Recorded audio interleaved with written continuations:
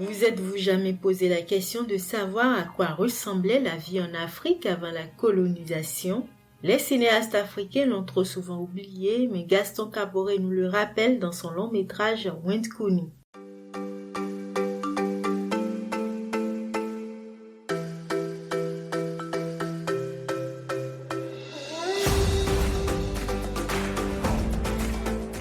Bonjour et bienvenue sur votre podcast Cinéma Raconté, votre rendez-vous hebdomadaire qui vous invite à la découverte d'un film africain. Je suis Marvin Meyuti et aujourd'hui on parlera bien entendu du film Wendkuni de Gaston Kaboré. Je crois beaucoup au facteur transmission dans les films. C'est parce que nous sommes en train de constituer un fonds mémoriel qui est important aujourd'hui, mais qui le sera encore plus demain pour les générations à venir, parce que l'Afrique est quand même sous-représentée à son propre regard. Alors, Gaston Kaboré est un cinéaste africain originaire du Burkina Faso, le pays des hommes intègres, de Thomas Sankara, le berceau du cinéma africain. C'est là-bas que se déroule chaque année le FESPACO, le plus grand festival panafricain du cinéma et de la télévision. Né en 1951 à Bobo-Dioulasso, deuxième ville du Burkina Faso, Gaston Jean-Marie Kaboré est l'une des figures les plus emblématiques du cinéma d'Afrique noire francophone. Son premier film, Wendkuni, lui vaut une reconnaissance internationale, le César du meilleur film francophone, rien que ça, ce qui en fait d'ailleurs un film indispensable à voir et à avoir dans votre cinémathèque Afrique. Au-delà de sa qualité de grand réalisateur, Gaston Kaboré est aussi un grand acteur du développement de l'industrie cinématographique africaine. Il a notamment été à la tête du Centre national du cinéma de son pays et de la Fédération panafricaine des cinéastes. L'histoire du film Wendkuni dans ce 8e épisode de Cinéma Raconté, c'est tout de suite.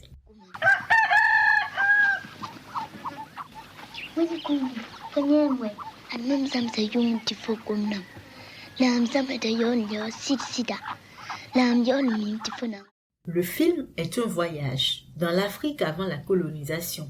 Cette époque où, selon le réalisateur, les greniers regorgeaient de mil et les rivières débordaient d'eau, il raconte l'histoire d'un petit garçon abandonné, retrouvé dans la brousse par un colporteur. Recueilli et confié à une famille de tisserands, il est surnommé Wendkuni, qui signifie le don de Dieu en langue morée. Mais Wendkuni est muet, il ne parle pas, il ne peut pas dire d'où il vient ni raconter son passé. Ceci ne l'empêche cependant pas de nouer une étrange complicité toute simple et toute innocente avec Poniré, la fille de sa famille d'adoption.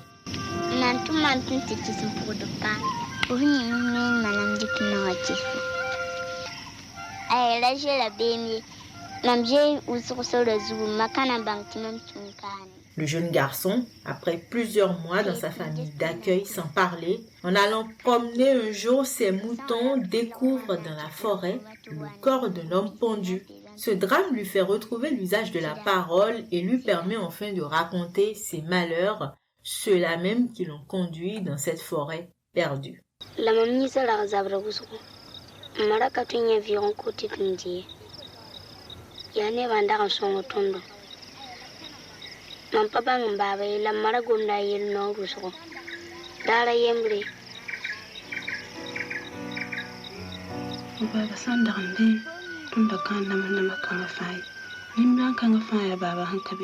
Ce film est en fait un conte pour enfants, dans lequel Kaboré porte à l'écran la tradition orale, une forme narrative populaire en Afrique au sud du Sahara.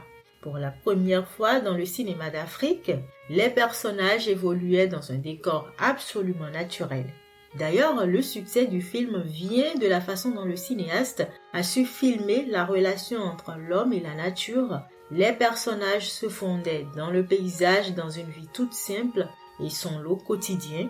On a le sentiment d'être transporté au village avec des scènes comme la sortie des moutons des cases, les rencontres et salutations des hommes le matin sur les petits chemins qui mènent vers les champs, la corvée de l'eau à la fontaine, l'ambiance traditionnelle du jour de marché du village, une époque où on voit des femmes qui refusent de se soumettre aux dictats de la tradition et de leurs époux. Ce film-là, Wayne Cooney, Le don de Dieu, n'aurait pas existé si une femme ne s'était pas révoltée contre la pratique traditionnelle du lévira. Vous perdez votre mari, vous restez dans la famille en épousant un frère ou un cousin, et elle se sauve avec son enfant, engendrant une succession d'événements tragiques à la fois pour elle et pour son enfant. Mais ça prouve que quelle que soit la société, quelle que soit son apparente immobilité, il y a toujours des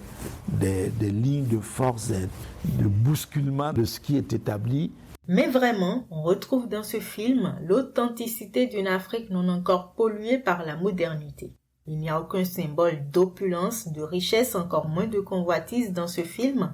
On y voit juste des personnages qui vivent tranquillement leur vie avec leurs qualités et leurs défauts. Kaboré dira d'ailleurs dans une interview avec la journaliste Catherine Riel qu'il a fait l'option d'inscrire son film dans l'époque d'avant la colonisation pour avant tout rappeler aux Africains que l'Afrique a existé avant l'arrivée des colons et qu'elle a surtout une histoire avant l'esclavage qu'il ne faut pas oublier. Cependant, derrière cette simplicité du décor et des personnages se joue un drame sensible, touchant, presque silencieux, le destin tragique d'un enfant traumatisé par des faits qui relèvent directement des traditions africaines. Ce père qu'il n'a jamais connu parce qu'il se serait égaré lors d'une partie de chasse et serait mort. Et cette disparition prématurée a entraîné la tragédie de sa vie, de sa mère qui fuit pour ne pas se remarier comme le dispose la coutume et finit par mourir un peu de désespoir parce qu'elle avait toujours vécu dans l'attente du retour de son mari.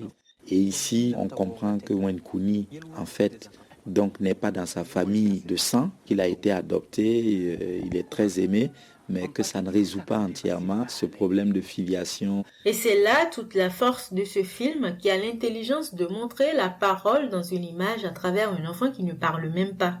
Le réalisateur a mis 6 ans à sortir cette production de 75 minutes qui raconte au même moment 2 histoires dans 2 temporalités différentes, celle de Wendy Cooney dans sa famille d'adoption au présent et dans le passé, sa vie d'avant dont il ne se souvenait plus ou qu'il ne pouvait pas raconter parce qu'il était muet.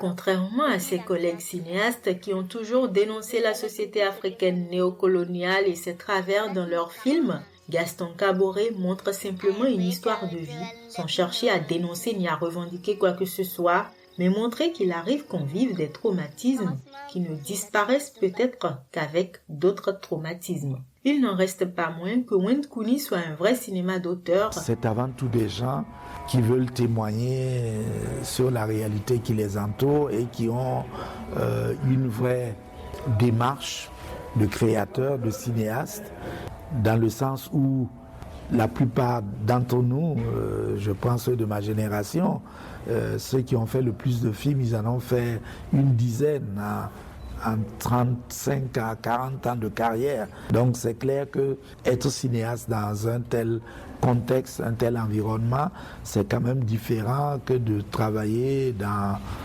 l'industrie du film. 16 ans plus tard, Gaston Kaboré donne une suite à cette relation entre Ponieré et Wayne Cooney dans son dernier long métrage Boudiyam qui fera certainement l'objet d'un prochain épisode dans ce podcast.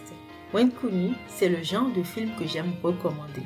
Malgré le drame qu'il raconte, le visionner vous apporte une certaine sérénité, c'est ce que j'ai ressenti en le regardant, et surtout, il vous laisse sur des interrogations, des questions essentielles de la vie, la gestion des traumatismes, la bienveillance des êtres humains et l'innocence des enfants. Il nous replonge dans l'enfance, à l'époque où le soir au village, à la lueur des étoiles, on nous racontait des histoires de génies et d'enfants perdus dans les vastes forêts d'Afrique. J'espère que cet épisode vous aura donné envie d'aller voir ce très beau film de Gaston Kaboré. Si c'est le cas, ça tombe bien, il est en visionnage libre sur YouTube et bien entendu, vous retrouverez le lien dans la barre d'information du podcast. Merci d'être resté jusque-là. Merci pour votre fidélité. Merci pour vos retours et partages. Merci de partager avec moi cet amour pour les cinémas d'Afrique. Je vous dis à la semaine prochaine pour une nouvelle histoire de cinéma.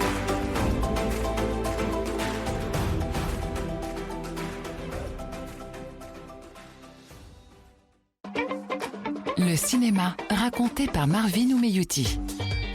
Chaque semaine, voyagez dans l'univers des films cultes, des trésors presque oubliés dans l'histoire des cinémas africains.